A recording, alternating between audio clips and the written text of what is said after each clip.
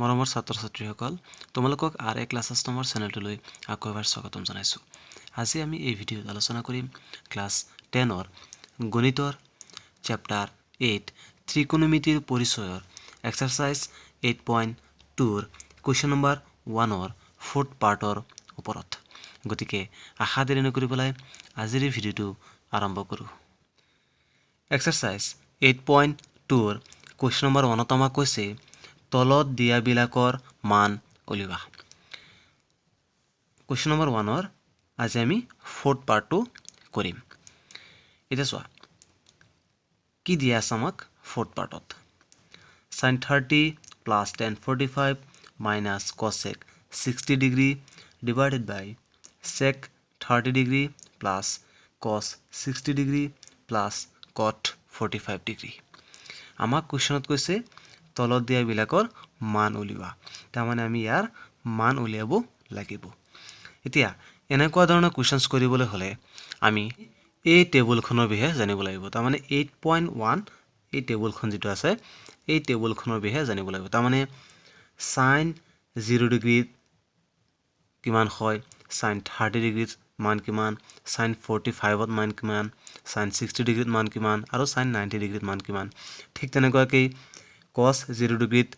কিমান, cos 30 ডিগ্ৰীত কিমান, cos 45 ডিগ্ৰীত কিমান, cos 60 ডিগ্ৰীত কিমান আৰু cos 90 ডিগ্ৰীত মান কিমান। তাৰমানে প্ৰত্যেকটাৰে ভেলু বেলেগ বেলেগ। 0 ডিগ্ৰীতেই বেলেগ, 30 বেলেগ, 45ৰ বেলেগ, 60 বেলেগ আৰু 90 বেলেগ। তাৰপিছত তেনেকুৱাকৈ tan 0 ডিগ্ৰীত 0, tan 30 ডিগ্ৰীত 1/√3, tan 45ত 1, tan 60ত √3 আৰু tan 90টো সংখ্যাবদ্ধ নহয়। তেনেকুৱাকৈ cosec 0 ডিগ্ৰীটো সংখ্যাবদ্ধ নহয়, cosec 30 ডিগ্ৰীটো হ'ল 2, cosec 45 ডিগ্ৰীটো হ'ল √2, cosec 60 ডিগ্ৰীটো হ'ল 2/√3 আৰু cosec 90 ডিগ্ৰীটো হ'ল 1। sec 0 ডিগ্ৰীত 1, 30 ডিগ্ৰীত 2/√3, 45 ডিগ্ৰীত √2,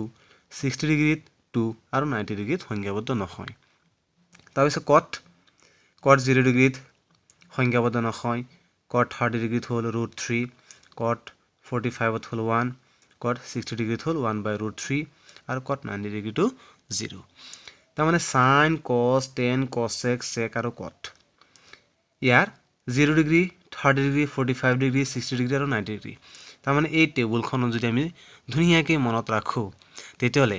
আমাক এক্সাৰচাইজ 8.2ৰ কুৱেশ্যন নম্বৰ 1 কৰিবলৈ হ'লে আমাৰ একো অসুবিধা নহয়। কিয় আমি টেবুলখনৰ বিষয়ে জানিলে ইয়াৰ মানকেইটা আমি বসাই দিব পাৰিম আৰু যদি মানকেইটা বসাই দি পেলাই আমি ইয়াৰ চলিউশ্যন কৰি দিওঁ তেতিয়াহ'লে আমাৰ যি আমাক কৈছিলে তলত দিয়াবিলাকৰ মান উলিওৱা সেই মানকেইটা আমি পাই যাম। কোন মানকেইটা বসাম? sin 30, tan 45 ইয়াৰ মানকেইটা যদি আমি বসাই দিওঁ এই টেবুলখনৰ পৰা তেতিয়াহ'লে আমি কি পাই যাম? ইয়াৰ মান আমি পাই যাম। গতিকে তোমালোকে কৰিবলগীয়া এটাই, এইটো হ'ল এই টেবুলখন মনত ৰখা আৰু এই কুৱেশ্যনকেইটা ঘৰত অনুশীলন কৰাৰ প্ৰেক্টিছ কৰা। তোমালোকে ধুনীয়াকৈ এই কুৱেশ্যনকেইটা পাৰিবা। আৰু এক্সাৰচাইজ 8.2ৰ কুৱেশ্যন নম্বৰ 1ৰ পৰা ইয়াত কেইটা দিয়া আছে? 6টা পাৰ্ট দিয়া আছে। এই 6টা পাৰ্টৰ পৰা 100% কমন থাকিবই। গতিকে তোমালোকে এই কুৱেশ্যনটো কৰিবলৈ হ'লে তোমালোকে এই টেবুলখনৰ বিষয়ে ধুনীয়াকৈ জানি ল'বা। টেবুলখন তোমালোকে ধুনীয়াকৈ মনত ৰখা। তাৰপিছত তোমালোকে এক্সাৰচাইজ 8.2 কুৱেশ্যন নম্বৰ 1ৰ এই 6টা পাৰ্ট তোমালোকে কৰিবলৈ চেষ্টা কৰা। তোমালোকে নিশ্চয় পাৰিবা। আৰু ইয়াৰ পৰা এটা কুৱেশ্যন 100% আহিবই HSLC 2021ত। HSLC 2020টো আহিছে, HSLC 2019তো ইয়াৰ পৰা এটা কুৱেশ্যন আহি গৈছে, HSLC 2017তো ইয়াৰ পৰা এটা কুৱেশ্যন আহি গৈছে, HSLC 2016তো ইয়াৰ পৰা এটা কুৱেশ্যন আহি গৈছে। তাৰমানে ট্ৰিকৰ যি ফাইনেল পৰীক্ষা সেই পৰীক্ষাত এক্সাৰচাইজ 8.2ৰ কুৱেশ্যন নম্বৰ 1ৰ পৰা এটা কুৱেশ্যনছ দিয়েই। গতিকে তোমালোকে যদি টেবুলখন ধুনীয়াকৈ মনত ৰাখি লোৱা তেতিয়াহ'লে ইয়াৰ পৰা যিমান মাৰ্কছ আহে, 2 মাৰ্কছ আহে তেতিয়াহ'লে 2 মাৰ্কছ, 3 মাৰ্কছ আহিলে 3 মাৰ্কছ পাবাই আৰু। গতিকে আজি আমি কোনটো পাৰ্ট কৰিম? 1ৰ ফৰ্থ পাৰ্টটো কৰিম। এক্সাৰচাইজ 8.2ৰ কুৱেশ্যন নম্বৰ 1ৰ ফৰ্থ পাৰ্টটো আজি আমি এই ভিডিঅ'ত ছল্ভ কৰিম। আৰু এই কুৱেশ্যনটো তোমালোকৰ HSLC 2016ত আৰু 2019ত আহি গৈছে। গতিকে HSLC 2021ৰ কাৰণে এই কুৱেশ্যনটো তোমালোকৰ 100% ইম্পৰ্টেণ্ট আছে। গতিকে আমি কুৱেশ্যন নম্বৰ 1ৰ ফৰ্থ পাৰ্টটো ছল্ভ কৰোঁ। এতিয়া চোৱা প্ৰথমে আমাক কি দিছে? sin 30 degree. এতিয়া আমি টেবুলখনৰ কথা যে কৈছিলোঁ সেই টেবুলখনত sin 30 ডিগ্ৰী মান হ'ল 1/2। সেই টেবুলখনত মানকেইটা দিয়া আছে। গতিকে তুমি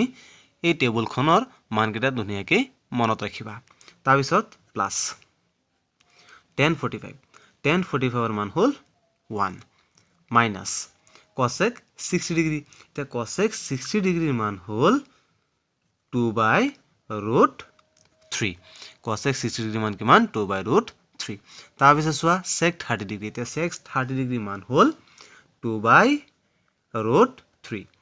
sec 30 ডিগ্ৰী আৰু cosec 60 ডিগ্ৰী এই দুইটাৰ মান একেই কি কৈছো sec 30 ডিগ্ৰী আৰু cosec 60 ডিগ্ৰী মান দুইটাৰে কিমান 2/√3 তাৰপিছত cos 60 ডিগ্ৰী এতিয়া cos 60 ডিগ্ৰী মান হ'ল 1/2 এতিয়া চোৱা cos 60 ডিগ্ৰী আৰু sin 30 ডিগ্ৰী দুইটাৰে মান একেই হাফ তাৰপিছত প্লাছ cot 45 ডিগ্ৰী এতিয়া cot 45 ডিগ্ৰী মান হ'ল 1 cot 45 ডিগ্ৰী আৰু tan 45 ডিগ্ৰীৰ মান একে cot 45 ডিগ্ৰী মান যিমান tan 45 ডিগ্ৰীৰ মানে সিমান তাৰমানে tan 45 ডিগ্ৰী আৰু cot 45 ডিগ্ৰী মান হ'ল 1 টেবুলখন তেনেকৈও মনত ৰাখিব পাৰিবা এটা চোৱা এটা আছে হাফ প্লাস 1 মাইনাস 2/√3 এতিয়া আমি কি কৰিম এতিয়া আমি লসাগু লম কি লম লসাগু তাৰ মানে এলসিএম লম কাৰ কাৰ এলসিএম হ'ব 2 আৰু √3 ৰ এলসিএম হ'ব কাৰণ 2 আৰু √3 কত আছে ডিনোমিনেটৰত আছে হয়নে গতিকে 2 আৰু √3 লসাগু কি হ'ব 2√3 হয়নে 2 আৰু √3 লসাগু কিমান হ'ব 2√3 এটা চোৱা 2 2 কি হৈ যাব ক্যান্সেল হৈ যাব হয়নে 2 2 কি হৈ যাব ক্যান্সেল হৈ যাব কি থাকিল √3 এটা √3 যদি 1 ৰ লগত আমি মাল্টিপ্লাই কৰো তাৰ মানে পূৰণ কৰো তেতিয়ালে কি হ'ব 1 * √3 = √3 1 যাৰ লগত আমি পূৰণ নকৰো কিয় সেই সংখ্যাটোই হয় তাৰপিছত ইয়াত কি আছে প্লাস এই প্লাসটো দিলু এটা চোৱা 1 ৰ তলত এটা 1 আছে সেই 1 2√3 ত কেবাৰ যাব 2√3 বাৰ যাব কাৰণ 1 যি সংখ্যাটোকে হৰণ নকৰো কিয় সিমান বাঢ়ি যাব চোৱা 1 1 যদি আমি 7 ক হৰণ কৰো কি হ'ব 7 হ'ব 1 যদি আমি 8 ক হৰণ কৰি দিলে কি হ'ব 8 হ'ব তাৰ মানে 1 যিটো সংখ্যাকে হৰণ নকৰো কিয় সেই সংখ্যাটোই হয় গতিকে 1 2√3 কেবাৰ যাব 2√3 বাৰ যাব আৰু সেই 2√3 1 ৰ লগত গৈ পেলাই কি হ'ব মাল্টিপ্লাই হ'ব তাৰ মানে 1 ৰ তলত কি আছে 1 আছে সেই 1 টো 2√3 কেবাৰ যাব 2√3 বাৰ সেই 2√3 নিউমেৰেটৰত থকা 1 ৰ লগত কি হ'ব মাল্টিপ্লাই হলে কিমান হ'ব 2√3 তাৰপিছত মাইনাস এটা চোৱা ইয়াত আছে √3 আৰু ইয়াত আছে √3 গতিকে √3 কি হৈ যাব ক্যান্সেল হৈ যাব এতিয়া 2 * 2 = কিমান হ'ব 4 তাৰপিছত চোৱা তলত আমি কি কৰিম ওপৰত যেনেকৈ আমি এলসিএম লৈছো তলত আমি এলসিএম লম ইয়াতো এলসিএম কি হ'ব চোৱা 2 আৰু √3 কত আছে ডিনোমিনেটৰত আছে গতিকে আমি লসাগু কাৰ কাৰ লম 2 আৰু √3 লম গতিকে লসাগু হ'ব 2√3 এটা চোৱা ইয়াত কি আছে √3 কি হৈ যাব ক্যান্সেল হৈ যাব কি থাকিল 2 সেই 2 টো কাৰ লগত মাল্টিপ্লাই হ'ব 2 ৰ লগত তে 2 * 2 = কিমান 4 প্লাস ইয়াত প্লাস আছে প্লাস তাৰপিছত চোৱা ইয়াত কি আছে 2 ইয়াতো আছে 2 গতিকে 2 টো কি হৈ যাব ক্যান্সেল হৈ যাব কি থাকিল এতিয়া √3 সেই √3 টো কাৰ লগত মাল্টিপ্লাই হ'ব 1 ৰ লগত তে 1 * √3 কি হৈ যাব √3 তাৰপিছত চোৱা এই 1 ৰ তলত কি আছে 1 এটা আছে তে সেই 1 2√3 ত কেবাৰ যাব 2√3 বাৰ আৰু এই 2√3 কি হৈ যাব 1 ৰ লগত মাল্টিপ্লাই হলে কি হ'ব 2√3 হ'ব এতিয়া চোৱা √3 + 2√3 এটা চোৱা ইয়াত আছে এটা √3 আৰু ইয়াত আছে দুটা √3 কি আছে √3 + 2√3 ইয়াত দুটা √3 আছে আৰু এটা √3 কেটা হ'ল √3 হ'ল তিনটা গতিকে কি হ'ব 3√3 গতিকে আমি কি লিখিম 3√3 তাৰ পিছত কি আছে -4 ডিভাইডেড বাই কি হ'ব 2√3 ডিভাইডেড বাই 2√3 তাৰ পিছত তলতে কি আছে 2√3 এটা চোৱা ইয়াতো তেনেকৈ কি √3 + 2√3 = কিমান 3√3 গতিকে আমি এটো প্ৰথমে লিখি আছো 3√3 তাৰ পিছত প্লাছ 4 এটা চোৱা প্লাছ 4 টো প্ৰথমে আছিলে হয়নে 4 টো কিহত আছে প্লাছত আছে আৰু হেতু প্ৰথমে আছিলে আমি হেফাৰ লৈ গৈছো তাৰমানে কি চোৱা দুইটা কিহত আছে প্লাছত আছে চোৱা যদি 3 প্লাছ 4 হৈ গ'ল কিমান হ'ব 7 আৰু 4 প্লাছ 3 টো 7 হয় নহয় গতিকে আমি তেনেকৈ লিখিব পাৰিম এটা চোৱা এটো কিহত আছে হৰণত আছে হয়নে ডিভিজনত আছে গতিকে আমি যদি এক পূৰণ কৰি দিও তেতিয়ালে কি হৈ যাব তেতিয়ালে কি হৈ যাব উলটি যাব হয়নে এটা চোৱা 3 root 3 minus 4 কি আছে 2 root 3 কিহত আছিল এটো ডিভিজনত আছিল আমি কি কৰি আছো মাল্টিপ্লাই কৰি আছো গতিকে মাল্টিপ্লাই কৰিলে কি হৈ যাব ভগ্নাংশটো কি হৈ যাব উলটি যাব হয়নে 3 root 3 plus 4 2 root 3 কি হৈ যাব ক্যান্সেল হৈ যাব কি থাকিল 3 root 3 minus 4 3 root 3 plus 4 এটা চোৱা ইয়াৰ পিছত আমি একো কৰিব নোৱাৰি এতিয়া আমি ইয়াক সলভ কৰিবলৈ হলে আমি এটা আইডেন্টিটি ব্যৱহাৰ কৰিব কি identity a plus b whole into a minus b is equal a square minus b square আমি কি কৈছো যে ইয়াৰ পৰা আমি সলভ কৰিবলৈ হলে আমি এই ফৰ্মুলাটো ব্যৱহাৰ কৰিব লাগিব এটা চোৱা ডিনোমিনেটৰত কি আছে 3 root 3 plus 4 এতিয়া আছে কিহত প্লাসত যদি আমি এটা মাইনাসৰ মাল্টিপ্লাই কৰি দিও তেতিয়ালে আমি কি কৰিব পাৰিম a square minus b square গতিকে আমি কি কৰিম 3 root 3 minus 4 এটা মাল্টিপ্লাই কৰি দিম সোয়া a এর মান কিমান আছে ইয়াত সোয়া a এর মান কিমান 3 root 3 b এর মান কিমান 4 ঠিক আছে ইয়াতো a এর মান 3 root 3 আৰু b এৰ মান 4 আছিল প্লাসত আমি কি মাল্টিপ্লাই কৰিছো লগত মাইনাসৰ হয়নে তেতিয়ালে আমি এই সূত্ৰটো ব্যৱহাৰ কৰিব পাৰিম তুমি ডিনোমিনেটৰত কি কৰিছা 3 root 3 minus 4 পূৰণ কৰিছা গতিকে আমি নিউমিনেটৰৰ লগতো কি কৰিব লাগিব 3 root 3 minus 4 মাল্টিপ্লাই কৰিব লাগিব আমি অকল হৰৰ লগত 3 root 3 minus 4 মাল্টিপ্লাই কৰিলে নহব আমি ওপৰতো তাৰমানে লবৰ লগতো আমি 3 root 3 minus 4 মাল্টিপ্লাই কৰিব লাগিব এটা চোৱা আমি এই সূত্ৰৰ মতে কি কৰিব পাৰিম a square minus b square ইয়াৰ মান কিমান 3 root 3 whole square minus b square b এর মান কিমান 4 গতিকে 4 square এটা চোৱা 3 root 3 minus 4 ইয়াতো 3 root 3 minus 4 গতিকে কি হৈ যাব 3 root 3 minus 4 whole square হ'ব নিশ্চয় বুজি পাইছা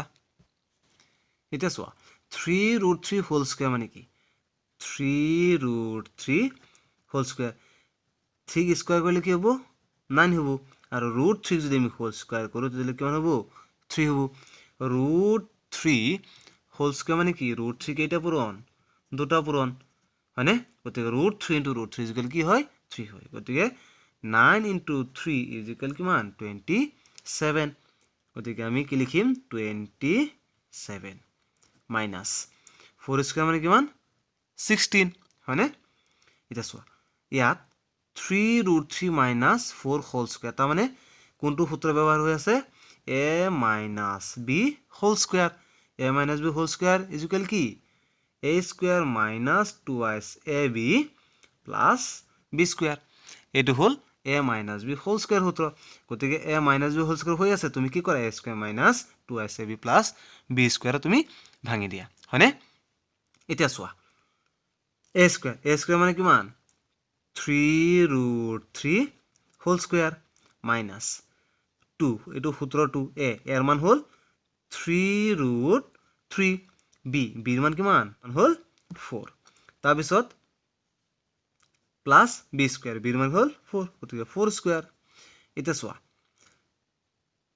3 root 3 whole square মানে কিমান ইয়াৰ নিচিনা হয় নহয় 3 root 3 whole square মানে কিমান পাইছিল আমি 27 minus 2 into 3 is equal কিমান 6 into 4 is equal কিমান 24 আৰু এই 24 into root 3 is equal 24 root 3 plus 16 এটা চোৱা প্লাছৰ 27 আৰু প্লাছৰ 16 প্লাছৰ কিমান প্লাছৰ 43 মাইনাছ 24 ৰুট 3 গতিকে আমি 3 ৰুট 3 মাইনাছ 4 হোল স্কুৱেৰৰ আমি মান কিমান পাইছোঁ 43 মাইনাছ 24 ৰুট 3 গতিকে তুমি এইখিনি লিখি দিয়া 43 মাইনাছ 24 ৰুট 3 এতিয়া চোৱা 27 পৰা যদি 16 আমি মাইনাছ কৰোঁ তেতিয়াহ'লে কিমান হ'ব 11 হ'ব হয়নে 43 মাইনাছ 24 ৰুট 3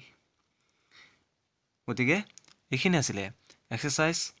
8.2 কুৱেশ্যন নম্বৰ 1ৰ ফৰ্থ পাৰ্টৰ সলিউশন এই কুৱেশ্যনটো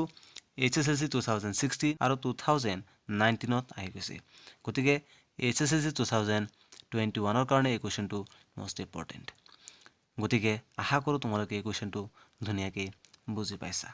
যদি কাৰোবাৰ কিবা সুধিব লগা থাকে কমেণ্ট কৰিবা আৰু মোৰ চেনেলটো ছাবস্ক্ৰাইব কৰিবলৈ নাপাহৰিবা আৰু মোৰ ভিডিঅ'বোৰ যিমান পাৰ সিমান তোমালোকৰ বন্ধুবৰ্গৰ সৈতে শ্বেয়াৰ কৰা